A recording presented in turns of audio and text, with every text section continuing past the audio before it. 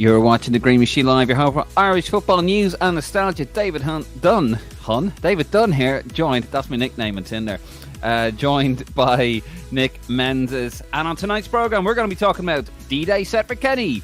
Casey McAteer set to jump ship to Ireland. We look at who else might join him. Sky has just asked the guards for a dodgy box crackdown. And we see how our boys in green got on across the water. All of this and more coming up on tonight's Green Machine Live.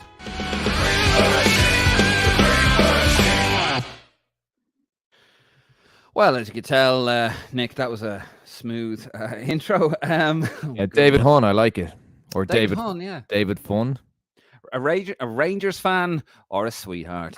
And of course, tonight we are Irish Football. And every night, Irish Football's most interactive podcast. So please have your say. Get involved. Anything we talk about here, well, we've just named what we're going to talk about. But you can get involved and you can ask us any questions. As always, because we're lovely. I'm a Hun.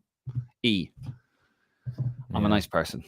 Anyway, Nick, how are you? Good to have you back. I haven't spoken to you since Faro, actually. Yeah, I know it's been a while.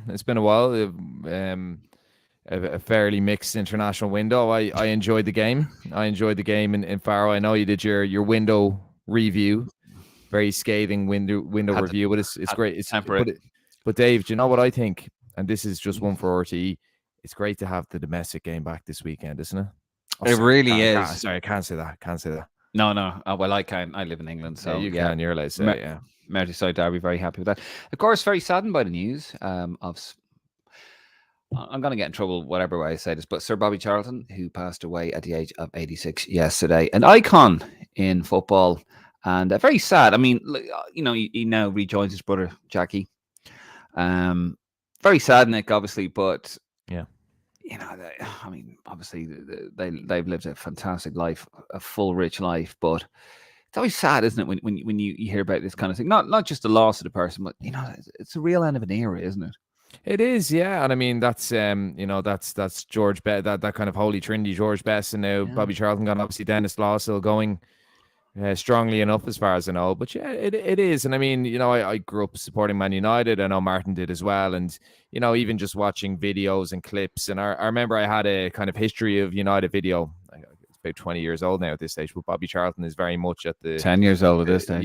Yeah, but sorry, yeah, very, very much front and center in that video that I have. So, I would have been aware of what an important player he was. I remember always thinking he always looked really old, didn't he? Like even when he was in his 20s, he almost looked the same as he does now. The hair, yeah. But I know, like people are probably thinking, Jesus, why are we talking about an English player on a Irish podcast? I mean, it's the whole impact he had on football, but also he's an ex-League of Ireland player. Play for Waterford. He is, and actually, we're breaking our own rules here. But John Tipstone, is it true he played 3 games for Waterford? Yes, 100%. Yeah. That was kind of the norm back then. Bobby Moore, I think, played in the League of Ireland. Georgie Best played in the League of Ireland. A few of them did. Greaves, did Jimmy Greaves play League of Ireland? He could have. Let me find out. There was a lot of them. There's a lot of fine players, and of course, the other thing is obviously his brother Jack, ex-Ireland manager. So there was an affiliation with Ireland, and apart from that, like it doesn't really matter what nationality you are. He was a humble guy, very, very popular man, very, very classy kind of individual. And my biggest sadness with Sir Bobby is he's died when his club are really at a low ebb. Not only on the football pitch, but I know what's going on behind the scenes wouldn't have sat well with him, as a club ambassador as well. Former director as well. Yeah, I'd say it breaks his heart break his heart to see where the club had gone. So let's hope it's something that galvanizes a bit of change. I won't go that far with you. Well, it won't. But I mean, hopefully hopefully it puts things into context somewhat. No, absolutely. Yeah, and actually, to answer your question, no, Jimmy Greaves did not play in the League of Ireland, although I thought he did. Although his grandparents were Irish, actually, fabulous player. But so Bobby Charlton, when you see him, how hard he could hit that ball, the brick, incredible talent. I'd love to see him on today's pitches with today's football. Superb player. But yeah, very, very sad. I did meet Sir Bobby once. It was the last game of at Upton Park. I was working security. I am on the documentary, by the way. You can see my head, my gorgeous head of hair, which is now receding. And he showed up, and I was just dragged. I was like, "Oh, come here." I was like, "Oh," and I was standing next to Bobby Charlton. And of course, when you're in England, you have to address, when you work, you have to address a knight of the realm as sir. You just have to do it. You're working. And I just turned around and said, "Oh, hello, Sir Bobby. Lovely day," because I'm standing next to Bobby fucking Charlton. Do you know what I mean? I'm like, I better say something. And I just said, "Oh, lovely day, Sir Bobby." And he looked at me like I'd steaming turds in my mouth. Lovely day. Lovely day. And I was like, oh no, he hates me too, like Jack. Because I pissed Jack off as well a few years previous. And he went, well, lovely day. I was like, oh God. It was still very cool though. Got to meet Sir Bobby Charlton. Yeah, you have that effect on people, Dave, but it's all right. I do. I still love you a little bit. No, that's a lie, isn't it? You love me a lot. Jelly tots. And my partner crime, Martin isn't on tonight. He was celebrating his birthday by actually being a very good boy. He has, yeah. Yes. He was actually very well behaved in Faro. He genuinely was. I'm actually emphasizing it like I'm trying to cover something. He actually was good as gold. Had a great time.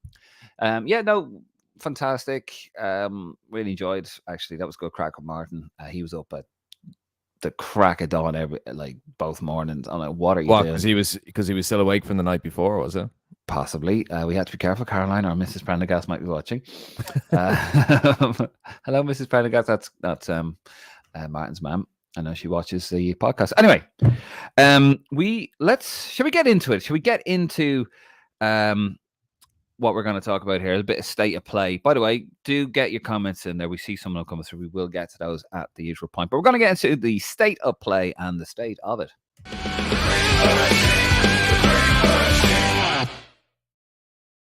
So it has come to fruition that the FAI, when it comes to our manager, Stephen Kenny, they have set a date. You may have seen it in the graphic. I'm wondering what's the 28th of November got to do with this? Well, that is a date that the FAI have set to have a chat about Stephen Kenny, where most believe it will actually just ratify the non-renewal of his current contract. Not really a sacking, just we're not going to keep you on kind of thing. It will be 1 week after the New Zealand game, literally 1 week after the New Zealand game, which is a dead rubber friendly. And yeah, most believe that they won't renew it. He was signed on a deal on the 9th of March 2022 up until the completion of Euro 2024. Now, notwithstanding some mad, I don't know, like Venus aligns with Mars and we lose to Holland apparently by a certain score, then we might get a playoff. Then that might be extended. But that does seem quite unlikely. So, Nick, I think many believe this is they're basically going down the same route as Virapau. Nice and clean. Just let us sort of, Virapau was actually anything other than clean, but they hope this to be a bit of a cleaner exit, bit of a Brian Kerr job. Just let it go, as Elsa would say. Yeah, look, I mean, if the FAI had any money, I think he would have been gone by now. I think they would have sacked him. I think it is a situation where they have to see out the contract. I think until we're mathematically gone, the contract won't be seen out. That's part of the reason that he has survived this long. If it's a situation where we end up with a playoff, it's very, very likely Stephen Kenny will remain in charge. Yeah. If you look at the differences, I mean, the unusual contract situation with Mick McCarthy before Kenny came in, McCarthy secured a playoff. Well, Martin O'Neill actually secured the playoff, but Mick McCarthy, I suppose, was tasked with getting us to the Euros. And even though we had that playoff, he was still ousted for Kenny, who didn't get through the playoff. So it's all a very unusual situation, but I am of the firm belief that he would have been gone if the FAI had the money. They don't have a pot to piss in, but it's look, it's sad to see anyone lose their job. You put it very well in the window review. This is the pinnacle of his career, similar to Brian Kerr, the absolute pinnacle. And it's sad to see anyone lose their job. But I mean, it's 3 years of horrible inconsistencies. I mean, if you think back to the early days of Stephen Kenny, very unlucky with COVID and with injuries, but we went through a period without scoring a goal. Then we went without a period of winning a game. It's been a very difficult 3 years, and to be honest, it's my birthday in early December, and I won't lie. It's going to be an early birthday present for me if he does go. Oh, you bastard! The one thing I would say, Dave, is I wouldn't expect a new manager to be in place anytime soon. I think we're going to be waiting a long time until someone is appointed. A little bit like when Steve Staunton was sacked. It took a long time to appoint Giovanni Trapattoni. I think it took nearly 6 months or so. It mightn't have been that long, but it took a long time. There was the whole speculation, would it be Trapattoni or Terry Venables? I think it's going to be something very similar here. I don't think we're going to have a manager immediately. I think it's going to be a long time. It could even be until the next set of games come around. We could have a situation where someone like John O'Shea is in charge, and then maybe when the hopefully not, but I'd say once the summer comes, once the season ends over in England, you could have a situation where more managers are available. Maybe there's been interviews and talks held and someone comes in. But I think we're going to be waiting a long time until we have a new manager. Yeah, just what you said there. He went on 24th of October, Steve Staunton, and Trapattoni was appointed on the 11th of February 2008. So a fair bit of distance there. And of course, there was a lot of friendlies, wasn't there? There was the game against Brazil, wasn't there, that Don Gibbons took charge of, and the game in Wales, the 2-2 draw. That's right, yeah. I mean, it could be a long time, but the new season tickets are due to go on sale. I think they go on sale in November, isn't it? You pay half in November and another half in February, which is smart. And if they were smarter, if you're watching, go with Klarna, so you can pay over 3 months. Just saying. And the same with League of Ireland TV. But should that come into consideration? We need to announce somebody. We need to make sure we sell these season tickets, because obviously the FAI have the debt down to now from 63 million down to 45 million, I believe. Or I know there's going to be drops, Dave, and I mean any commercially minded organization would bear that in mind. I think there is going to be a massive drop in renewals. I don't think it's anything to do with Stephen Kenny or anything along those lines. I think it's where we are at the moment. I think there was a lot of interest generated towards the end of the last window. Yeah.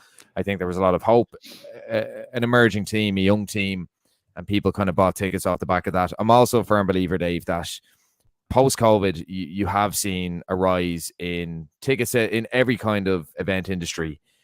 So many events selling out, between the music industry, between even League of Ireland games, people were craving live events and live sports. So I think that was another massive contributing factor, rather than Stephen Kenny or anything. But I think, if you're a commercially minded organization, you would have to bear in mind who the next manager is and coincide that with the sales. I've renewed I paid the deposit anyway for my renewal, but I've spoken to a lot of season ticket holders who are not renewing.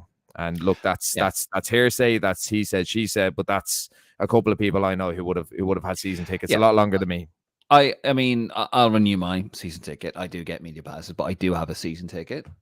Just in case the page goes tits up. No. Until you get cancelled, you mean? Until we get cancelled. Until I say something inappropriate and get cancelled. No. I mean, I will always have a season ticket.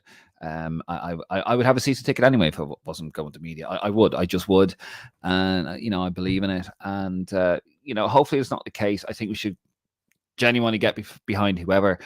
And a successful Irish football team. We'll get there. I do think we'll get there. Unfortunately, it won't be under Stephen Kenny. Speaking of which, just very quickly, the women's squad was announced there by Eileen Gleeson, and a similar situation. We might find a similar situation with the men's team, as you touched on. They are still looking for a women's manager. Eileen Gleeson was only supposed to be in charge for the one window. Has done incredibly well. 2 very excellent wins. What was a 4-0 over, or 2 3-0 wins over Northern Ireland and Hungary. Yeah. And now she's in charge for the next couple, and they're in no rush to. She doesn't want the job. Yeah, and it's a shame. I'd love to see Eileen Gleeson get the job, but no, she's no interest. Well, not that she's no interest, but I think she's more into the developmental side of things. But she seems popular already. She does have a good caliber of coaching, very highly rated coach within Europe. Never mind Ireland, but she's doing unbelievable work in the developmental role.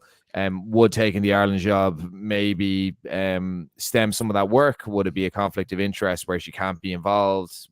Might she lose that altogether if she was to be sacked? Or if she was, so I don't know. I think there's a lot of factors that is weighing up for her. Maybe it does suit her at the moment to stay in those roles and not be with the full-time job. No, even rumors, is there? Or, there's nothing. No. coming in now. There you go. Oh. But the best luck to those. We're going to move it on from there, from Stephen Kenny. We'll see. Anyway, that's on the 28th of November. The FEI will sit down and decide Stephen Kenny's fate, unfortunately. We're going to move it to the Granny Rule contenders. Now, news has come out, and Stephen Kenny did say on RTE that he was on the verge, on the cusp of signing a new winger, but didn't want to say anything. Not signing, sorry. I suppose forcing at gunpoint getting a new winger into the fold. And we believe this to be Casey McAteer, who I did announce on the podcast, on the live one during the week, on a review, that he's 21 and I think he's got 5 goals in the championship, just off the top of my head. Didn't play this weekend because I think he's out injured at the moment. For Leicester City, who are doing quite well in the championship. But also, which would obviously be a coup for us. But Nick, we've also got a few others that are in the pipeline. I'm going to read them out to you. I'm going to give you the list, and I want you to tell me a little bit. Tell our lovely folks out there a little bit about this. So here's some possible Irish granny rulers. So we'll start with this first one, actually. Dennis Kirkin in Sunderland. Now, I might be wrong on this one, but he's actually born in Dublin, isn't he? So Dennis Kirkin, born in Dublin to Latvian parents. He actually got sent off playing for England against Ireland in Tallaght Stadium a few years ago. So very, very highly rated. He was with Spurs. He was in their academy team and went to Sunderland. And since he's gone to Sunderland, Spurs have actually tried to get him back, apparently, on some buyback clause. In with the England under-21s, he's had some really bad injuries over the last little while. I think he's currently injured at the moment. Excellent player, excellent left back. A problem position for us, a position where we have Ryan Manning, who's 27, and not much depth in behind. Not much, not a huge amount of players coming through a left back. You've Sean Brown with Lincoln City, but obviously there's no kind of mention of him maybe going to a higher team. So yeah, someone like Kirkham wouldn't only add a bit of depth to a problem position, but also a bit of quality. I think Stephen Kenny did mention that they were aware of it, that they were chasing it up. So I can actually see that happening. I can see Kirkham playing for us out of all the lads on that list. Cheeky bastard. He's born in Dublin. We'll see how that one goes. The next one is Job Bellingham, the brother of Jude Bellingham. Joby. It's a Joby, is it? Yeah, Joby Bellingham, yeah. Joby Bellingham. Born in Stourbridge, 18 years of age. However, in this one, Nick, it did come up on TNT Sports that apparently Real Madrid are tracking the 18-year-old. Yeah, I don't see that one happening. I think it'd be highly unusual. Like, he very, very good. Not quite as good as his brother, who's probably one of the best players in the world at the moment.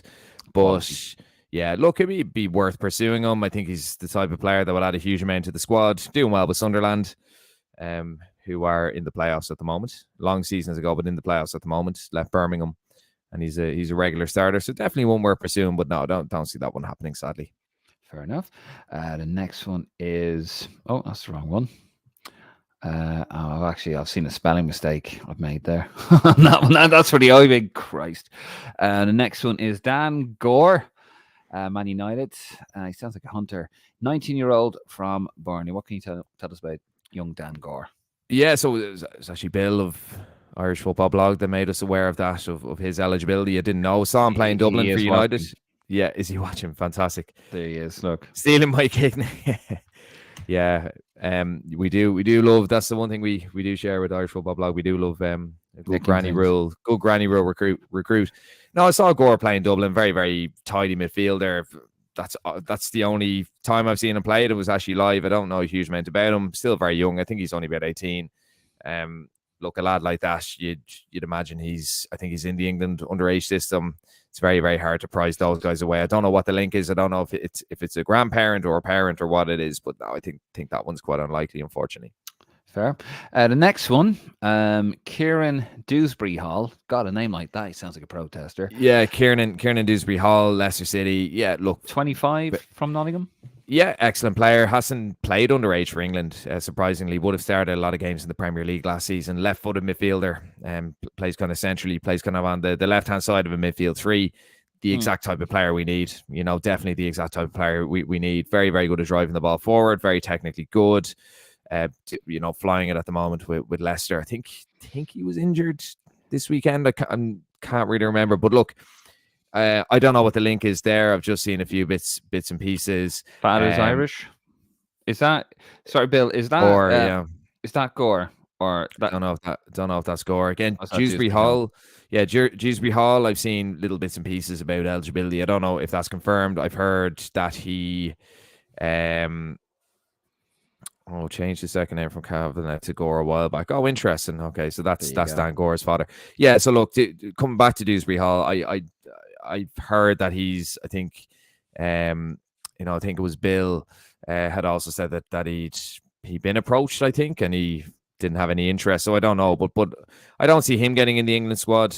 I really don't. And I think, as I said, he fits the profile of exactly what we need. We're so bare in midfield, and we're going to be bare for the next few years. And I think you have to, like Jack Charlton said it years ago, if you want to be competitive at international level, if you have a small player pool, you have to bring players in to enhance the quality and also to create competition, because there's so many positions, Dave, including left back with Kirkin, that we don't have competition for players. And where players are getting such a consistent run because there's been no competition for them. Stephen Moore was a great example. There was no left backs, and Stephen Moore was getting his game for so long, even though he was playing poor. James McLean, 34, shouldn't have to be starting every game, and again, no competition for him. So no James McLean after November. Yeah, exactly. Well, that's the thing, that it's one less left back. So you need depth and you need competition if you want to be competitive at international level. That's the difference, though, right? And just to touch on that, not to go into too much of a rant about Martin. I've been listening to a lot of Martin O'Neill on White and Jordan, and I think he's on there every Monday, and he still has a rancor. His words, by the way, about the Ireland job, but the whole Stephen Kenny. Could somebody tell Martin O'Neill that it was Mick McCarthy that took over for Martin O'Neill, not Stephen Kenny? But anyway, that goes to show you, though, doesn't it, the poor job, or the laziness, in my opinion. When Jack took over the job, he wrote to all the clubs, England, Scotland. Have you got an Irish player? Did you want to play for Ireland? Blah, blah, blah. Got Houghton, you got Stone, you got all these players. Mick McCarthy did the exact same thing. Yeah. To be fair to Kenny, he has gone out. Brian Kerr didn't really do. He was very much of the like, you had to be born in Ireland. He was very weird about getting players, and he was, to be fair. Did you know that he didn't think that players born in Northern Ireland should play for the Republic of Ireland, even though his parents were from Northern Ireland? Say. But anyway, and it goes to show.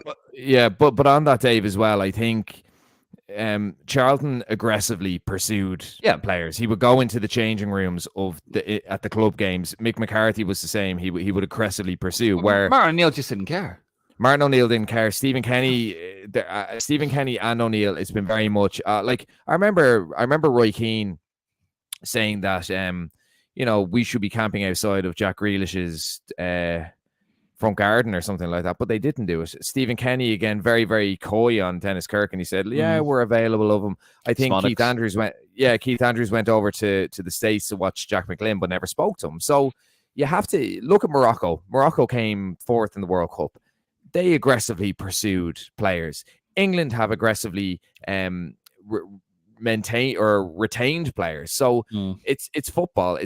They're not going to war. Like, at the end of the day, people like to romanticize it, but they're not going to war. They're footballers. Troy Parrott put it very well when he was speaking about Tom Cannon. He said a lot of footballers, it's a short career. They have to do what's financially right and what's personally right. But if people are under the illusion that someone will play for whatever country because they love the country so much, it's not always the case. They're footballers. It's a business. It's a shrewd business, and agents as well, Dave. Agents have a massive say, and you have to literally pursue players, and you have to literally camp out on players' doors now. Where back in the day, when less aggression was needed, it was still the tactic with Charlton and McCarthy. So no, we have to, if we want these guys, if we want to improve our player pool, the efforts have to be made, and they're not being made. They're not being made.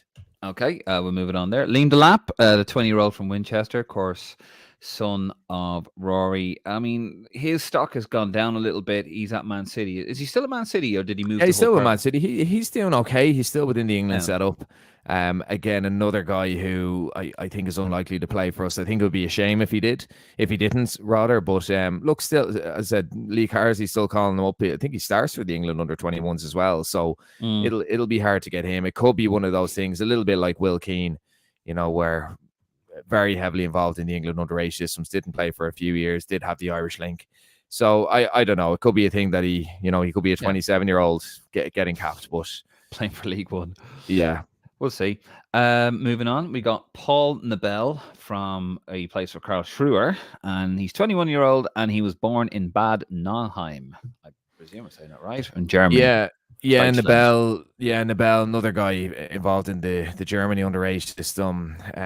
Very, very highly rated. He's with Mainz. He's on loan there. In the German second division. Again, the type of player we need to be going for. He is a winger. And Stephen Kenny talks about his lack of wingers. Why doesn't he go after this guy? He seems to be very, very proud of his Irish heritage.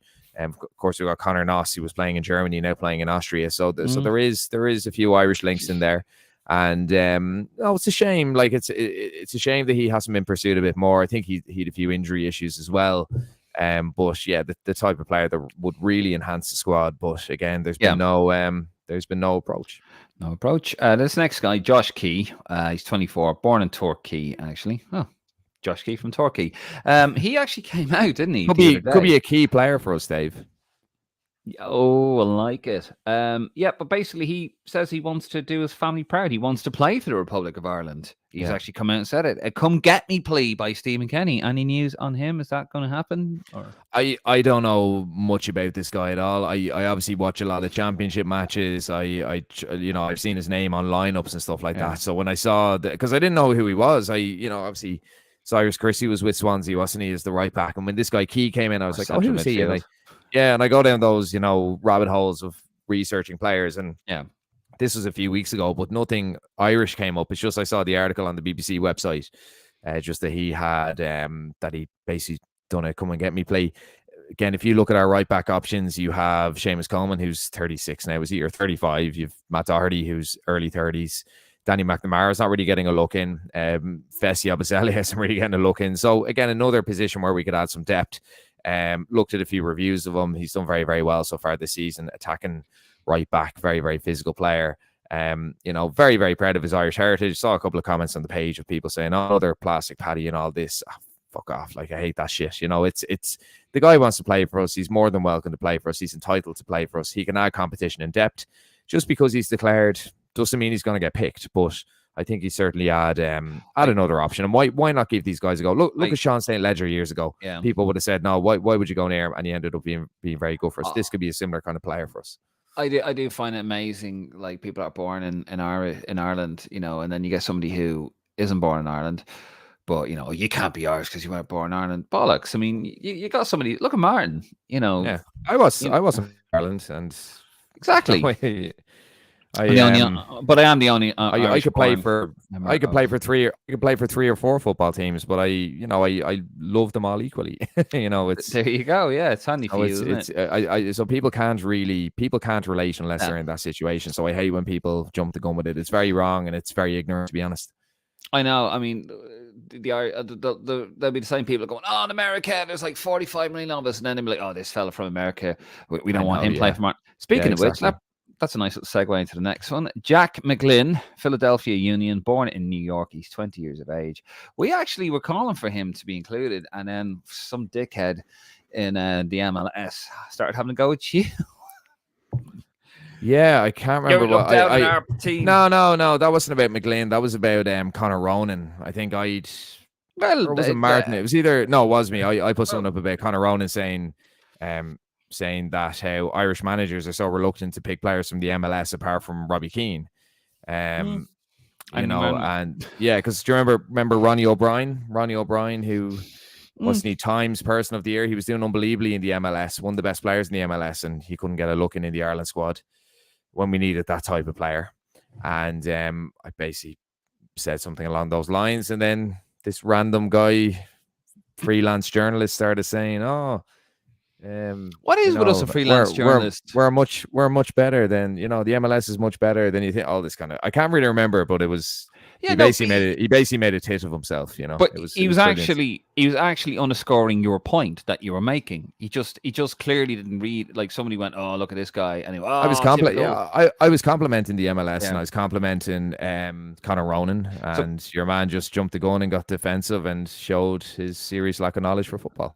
This lad, same happened with an Australian page. Brandon O'Neill I won't go into it. Basically, Brandon O'Neill, who qualified for us, committed his future to Australia. And I think I said something along the lines of he wouldn't get into our squad anyway, which he definitely wouldn't. And then some Aussie lads started, another freelance journalist in Australia started going on about how the A-League is much better than the Championship. Which is a complete shat. Load of bollocks, yeah. But just very quickly, and we'll finish up this part of the program. Jack McGlynn, Philadelphia Union, 20 years of age from New York City. What can you tell us about him? Yeah, another guy who we need to get. I think his dad is actually Dublin born, as far as I know. Another guy who's just really technically good. A little bit like Dewsbury Hall, left-footed central midfielder, very, very good passing range. If any clips or any games I've watched, his passing is the big attribute there, and that's what we're missing in midfield, isn't it? Look, very much immersed in the USA underage squads. I think he got a call up to the senior squad for a camp and couldn't play. I think he pulled out of that. So look, he's a fantastic talent. We can see the talent coming out of the MLS, players ending up in Serie A, ending up in La Liga, ending up with really, really top teams. Their production line has improved so much, the US. And I think if we got someone from that production line, a technically good player, it would certainly add to us. But yeah, again, I think he's very much going to play for the States. And a big criticism I'd have, Dave, of Keith Andrews. Why would he go over to watch him when he wasn't going to chat to him? Like, on taxpayers' money, working essentially, and going to watch a game, probably having a piss up. Well, I can't really say that, can I? But look, no, but any coach, any manager worth their salt in that position, they would do everything they could to grab a conversation with him, let him know that they were watching him, letting him know that they wanted him, and he didn't do that. So no, a big failing of Keith Andrews, like many things in this regime. Really putting the boot into Keith Andrews there. Right, well, we're going to move it on. Thank you for that, Nick. A fantastic list. What do you think of that list, by the way? I see the comments coming in. There's so many more, by the way. That's just a condensed list. There's so many more. There are lots. Nick doing the Irish manager's job for him. So tell us what you think about that. I have seen comments. We will get to those. Just very quickly, going to move on to this. Was brought to my attention by a mate of mine about the Sky TV have asked on Garda Síochána to set up an anti-piracy Garda unit to crack down on the so-called dodgy boxes being used for illegal streaming. This is from the Irish Independent this morning.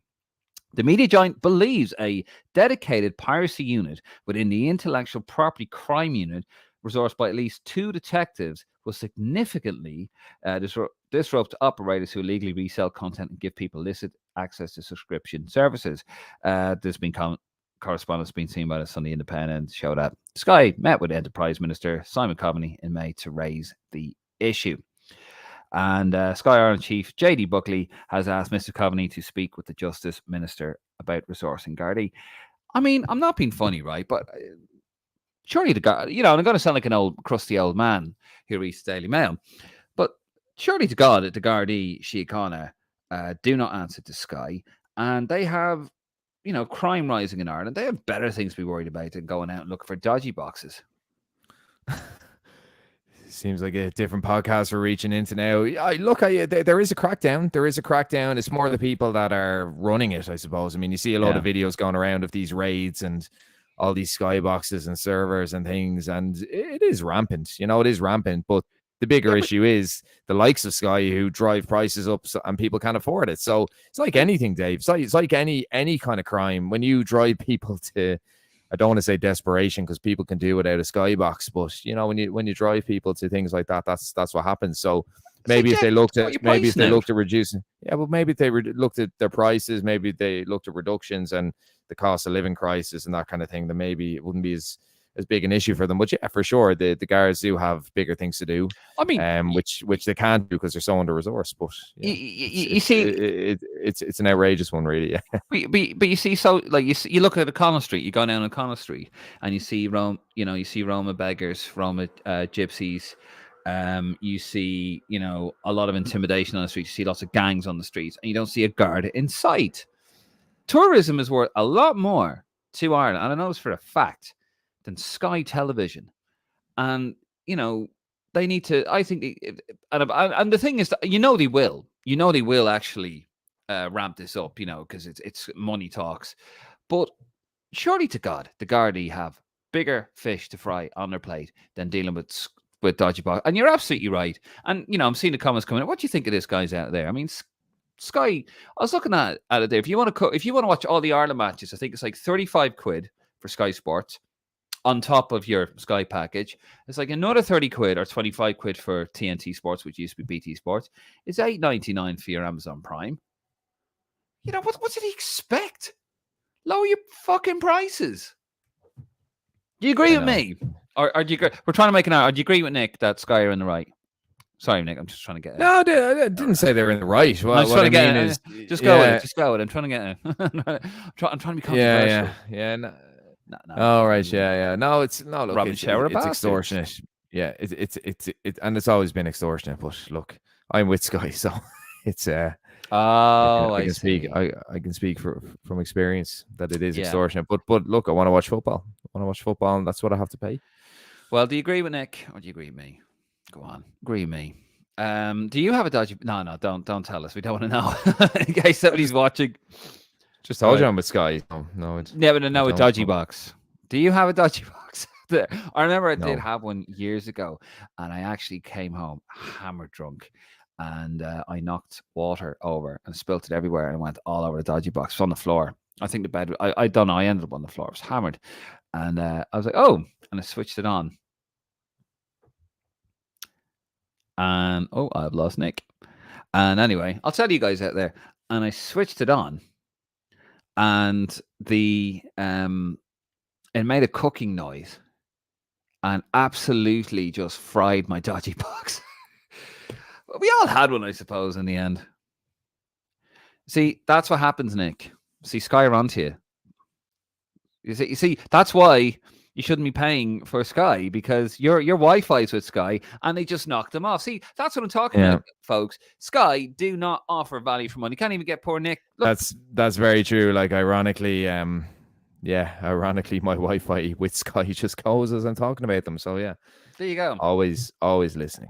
Always listening. Always watching. Right. Anyway, tell us what you think about that. We will get to the comments soon enough. We're gonna wrap up this portion of the podcast, and we're going to talk a little bit about Oi Big. Our boys agree. I'm going to see how our boys got on across the water, and I'm trying to find the little video thing that Nick has put all the way at the top because he's been on the last few. Thanks for that, Nick.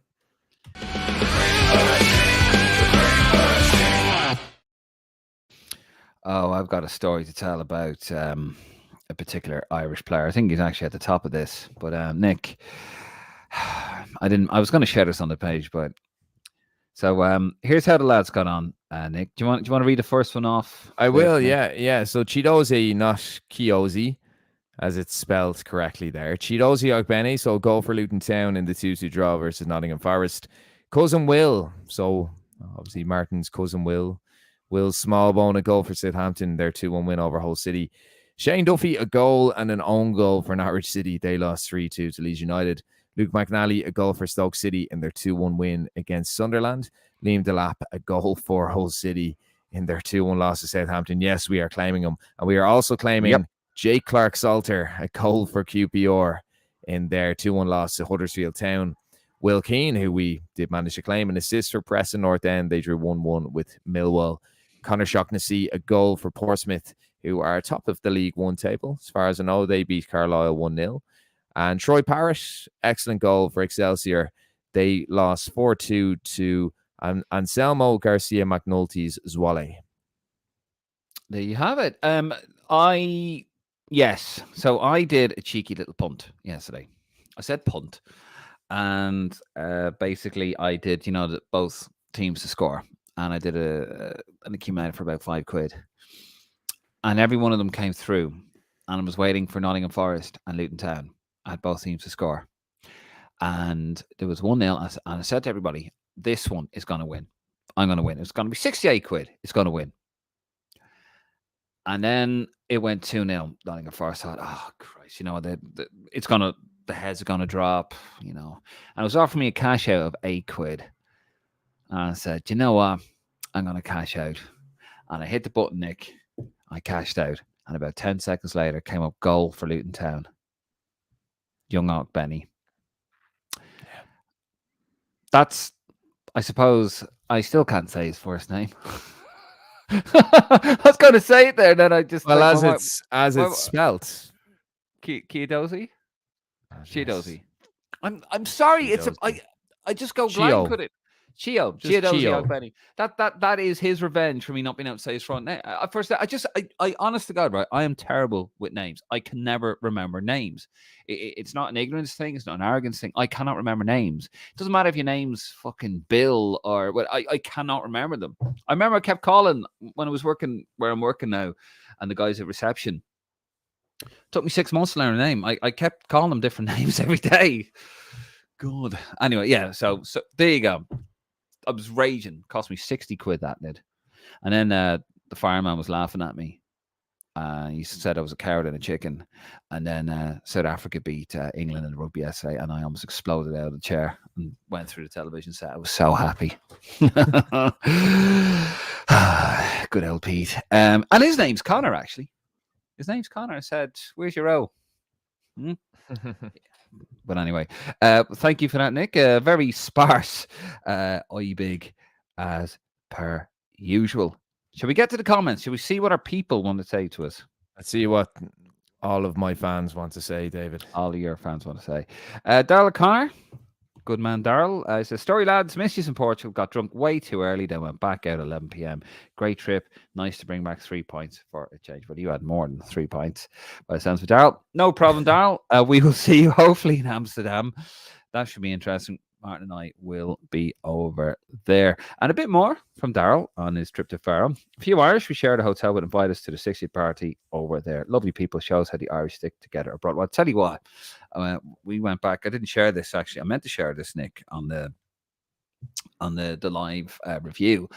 And, you know, the weather was a bit muggy. But also the atmosphere around Faro was also a bit muggy as well, if you catch my drift. Yeah, Martin would do that, wouldn't he? Oh, he would. Well, I didn't have my Martin. He was off. I don't know where he went to, actually. I think he was touting, selling tickets for a match that had already been played. That's typical Martin, isn't it? And yeah, I actually was with the lads. I was with Kenny, not Stephen Kenny. I was with Kenny, Dave, Paul, and Carl. Great lads. Got to see them outside the ground. It took me ages trying to find my way. If you were at the game, you know what I'm talking about. It was about 4 miles in a circle, just tried to get into the ground. There was only Irish people in the bloody stadium. But anyway, trying to get out, got a taxi into town, and went into the nicest McDonald's I've ever had. Phenomenal McDonald's. It was actually really nice. And these homeless guys were coming over to us. "Oh, you buy his food, you buy his food." I'm like, "No." And then this other gang sat down, and poor Paul was trying to have his big tasty piece, but no, they wouldn't let him, and we had to actually get out of there because I thought it was gonna kick off a little bit. So there you go. That was my experience. Probably cousins of mine, Dave. Probably were. I was like, "You look like Nick." Are you related to that? Are you related to that Nick fella off the podcast? And then he just went, "What?" I was like, "Oh, okay." Darryl O'Connor, ridiculous to say to football these days that we have to lose for a chance of a playoff. Knowing our luck, that's one game we will win. I'd rather win every game as an Irish supporter. Yeah, that's a bit mad, Nick, isn't it? Like, yeah, football's certainly broken if that's the case, to be honest. It is absolutely ridiculous stuff. Nuri Newick, how you doing, Nuri Newick? You still doing the On This Day podcast? Tuesday will be 1 year since the FAI cancelled their contract with Jacko Sports. Is Jonathan Courtney still suing the FAI over this? Heard nothing since. Well, I suppose the reason we haven't done an episode on that is because he's probably still suing a friend of ours. Yeah. Just on this week back in the day, I think it is coming back soon, Dave, isn't it? We will. Yeah. We will. Thank you for that question, by the way. And we do love doing them. We will get back to doing just real life, unfortunately, getting in the way. It's been a bit mental on a personal note. Not going too mental. I think I spot a wasp up on my door, but there you go. Bit late in the year for that. But yeah, from a personal point of view, it's just been a bit mental. Haven't been very well, and just sort of getting back in the swing. But so we will be looking to do it before the year ends. Lots of stuff to delve into before the year ends anyway. So a lot of Irish content to get through. So we will get to that. But thank you very much for your question. We don't know about that. I think that is one that will just quietly disappear, if I'm honest. What do you reckon? Quietly disappear, the lawsuit? Oh, yeah. Look, no comment. Yeah, it's like I'm speaking on behalf of Martin here. No, look, I mean, I think that whole Jacko arrangement was very FAI in its own way. Very unusual setup, very, very strange. I'm glad we're out of it, to be honest. I think we're going to be better for it. Yeah, I do like, the fact we've knocked 20 million off the debt, and I do think financially we'll be a lot more stable without these crazy deals that the old FAI were doing, allegedly. Darrell O'Connor, again, other than Carsley, would you take McCarthy back, even Roy maybe, not together? Of course, could you imagine that? That I'd be brilliant.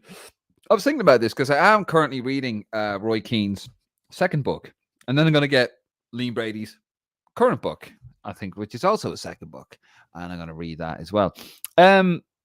Look, with Mick McCarthy, I think it's too passe. What you reckon, Nick? Too passe now? I think they're going to go for a very different approach. I think it's going to be someone young. I think it's going to be someone very contemporary. Mick McCarthy just doesn't give you that. I think the last regime, bringing Robbie Keane in because he asked for the job, I think he lost a lot of credibility because of that. There was a strange feel to it. It was very much a patch-up job. I think the nature of his contract as well, I don't think he was too happy with that. And no, I don't see it happening. He is available. He's probably affordable as well. But no, I think we need to go with something very, very different. I think, I think you do all right with this set of players, to be honest. But I think it'll be very, very bland football. I think we need to progress. I think we need to look for something more contemporary. And something you always hear from the older managers like O'Neill and like McCarthy, it's a results business. I don't like the word project. That was what O'Neill used. I don't like the word project. Well, it was a project. It is a project trying to rebuild Irish football. Roy Keane, no. I mean, it would be box office, but absolutely not. I'm just reading his book there, Nick, the second half. And, here's a guy who bought his way pretty much to the championship under Sunderland, got some good Irish pros. You could win it back then with guile and craft, but mostly guile in the championship back in 2006. Not trying to take away anything he achieved, right? I'm genuinely not. But let's be honest. And then that went to pot as he fell out with the new owner. And then he went to Ipswich. Didn't do very well there, actually. And he was a guy that was falling out with players. In his own book, he writes about fighting other managers. Then he took over the Ireland assistant manager job. Only assistant manager I know that's ever had his own press conference. And then he was falling out with, he had the fight with Frank Gillespie in the thing he went for Frank Gillespie because he tried to sign his book, Blackthorn Paddy, as he's known on Twitter. And then he also... he's fallen out with players. He was Paul Lambert at Aston Villa. Then he was the assistant manager at Nottingham Forest after he lost the Ireland gig with very, very poor results there. I mean, some bit like Andy Townsend coming out and saying he wants Roy Keane to take over. Really? That's why I can't stand this old boys network nonsense. And I like Andy Townsend. Yeah, no, he certainly wouldn't be for me. And wasn't Townsend touted as speaking of Martin, wasn't he touted as Terry Venable's assistant if he was to come in back in 2008?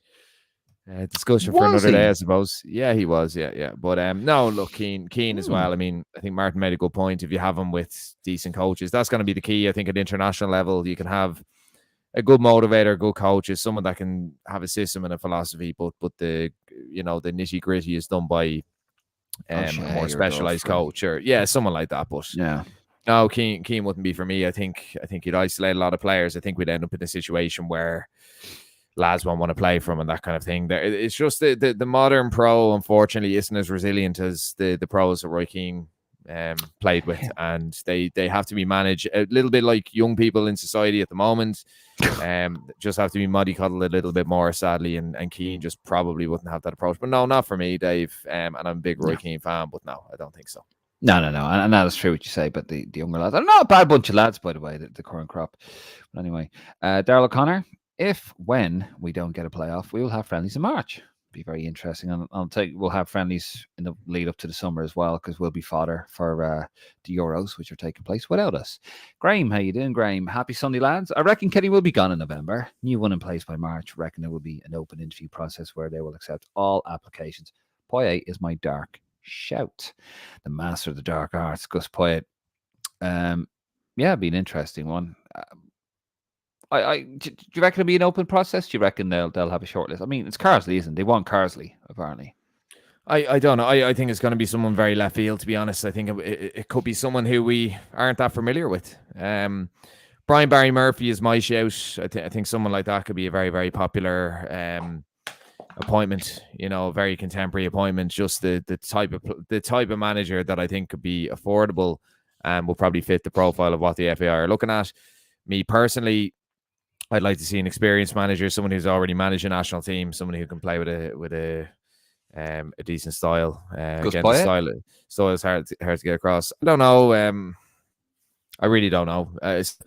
Maybe someone like Poyet, someone who's managed a bit, someone who'll play kind of a continental style. But I don't know. Something about Poyet, I wouldn't be fond of. I don't know. He's always been a bit of a bowsy, hasn't he? Like as a manager, and what was the one when he was assistant manager at what was the club?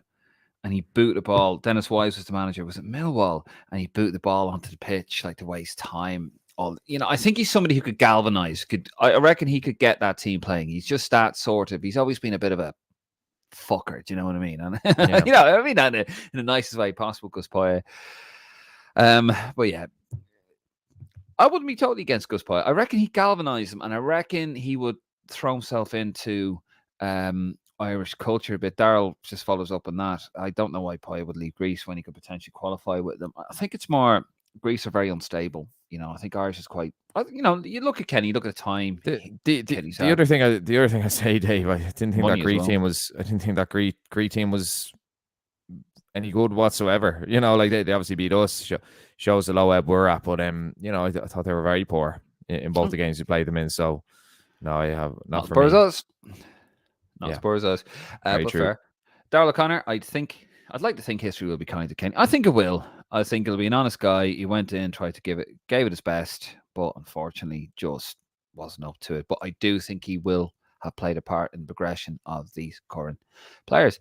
Jason Simons, how you doing, Jason? Pay my renewal. Good man, Jason. That's it. Get behind the team. Get behind the team. Look, it's a bumpy time at the moment, but get behind the team.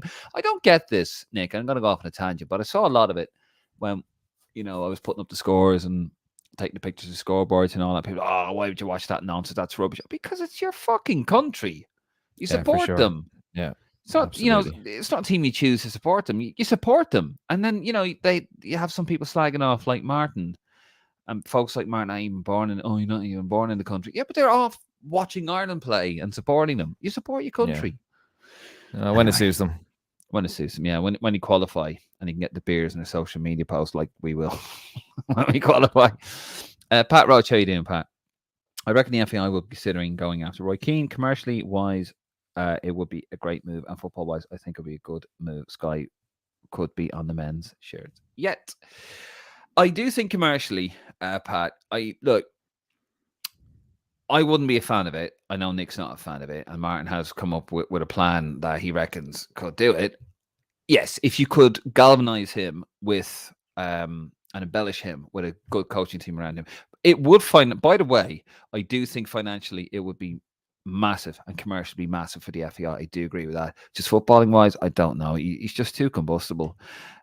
Graham, job will attract a lot of interested parties from the world of football. Thing will be key for ticket sales in what will be a rough year financially for the FAI with the lack of competitive games. That's very true, Graham. And also, Nick, just very quickly on that, I mean, we're not going to get exactly top caliber coming to Lansing Road, are we?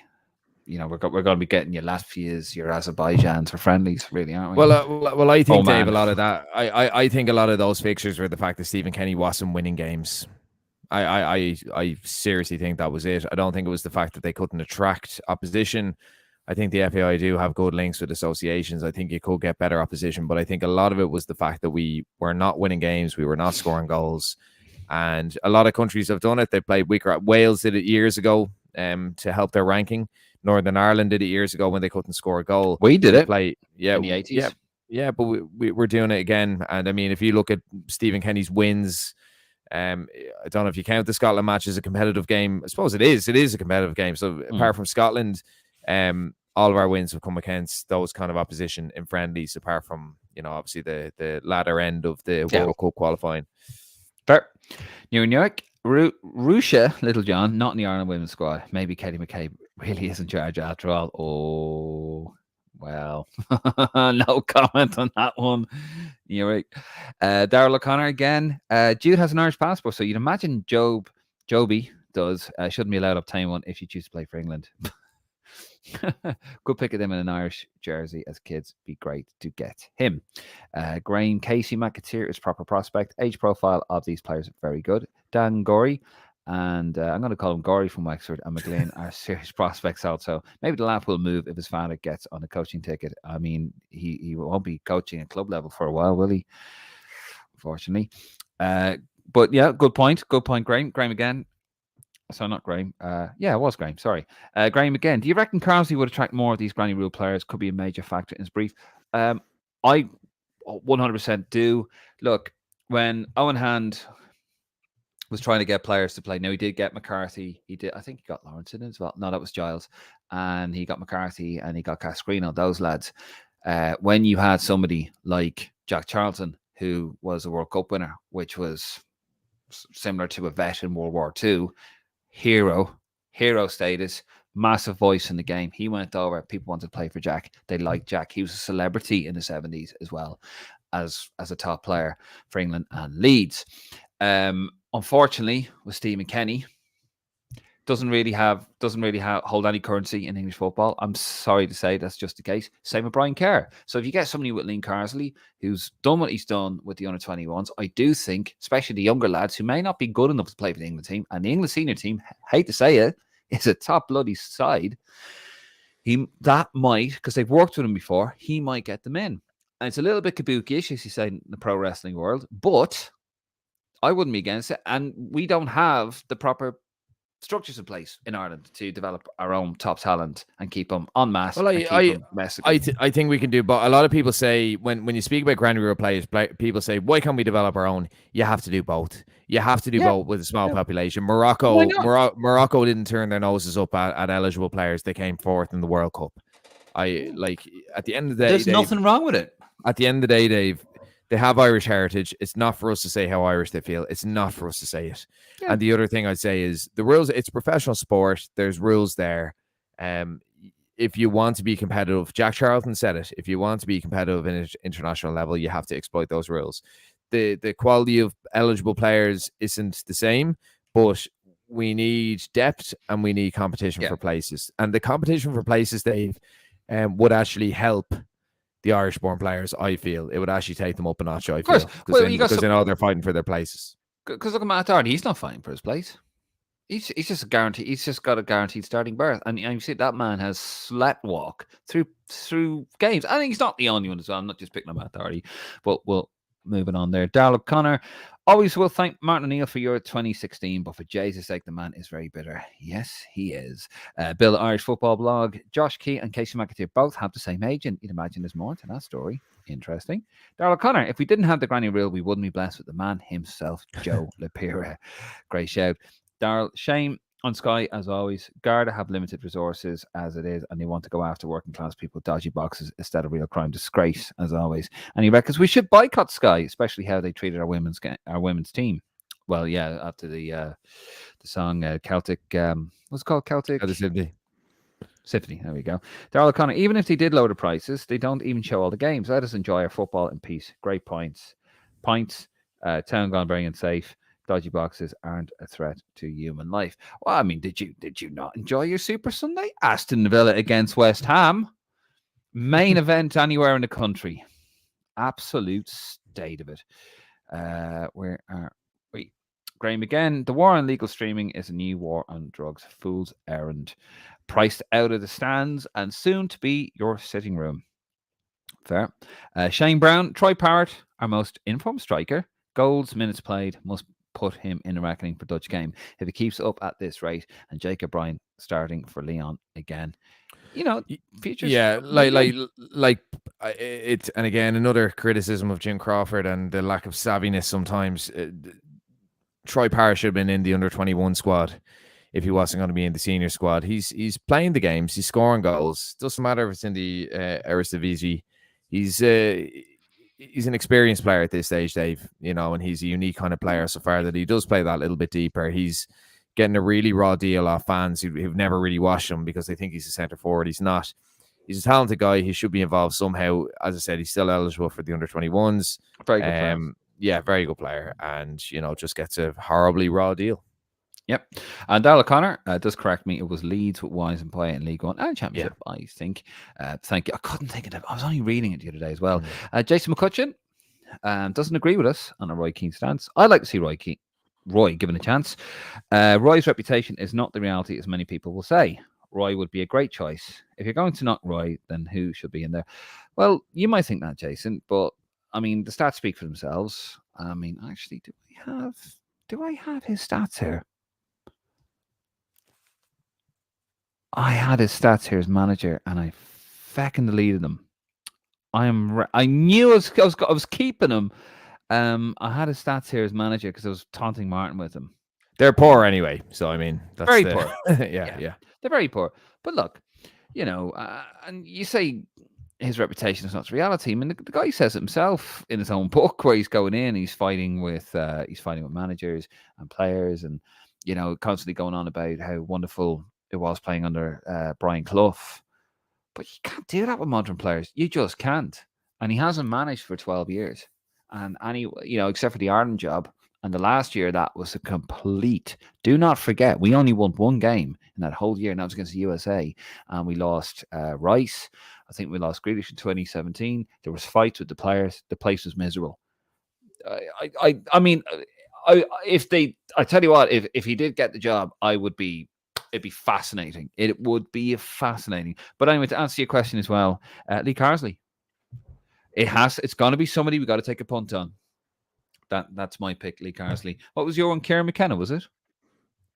No, Brian Barry Murphy. Brian Barry Murphy, sorry. Oh, no, he's not actually my pick. My pick would be Carsley, but I think it'll be Brian Barry Murphy.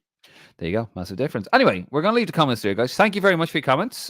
We don't always have to agree, but you do have your say, and you do have your voice heard here on the Green Machine podcast. We are going to, before we go, we're going to play a lovely video here.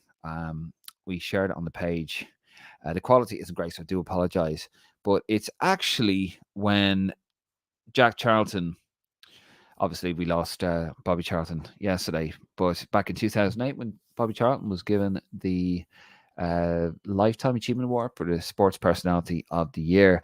I didn't know this actually, Nick, but this clip here, Jack and Bobby fell out in 1996 because Jack made a comment in the newspapers that the reason why was because his wife Norma,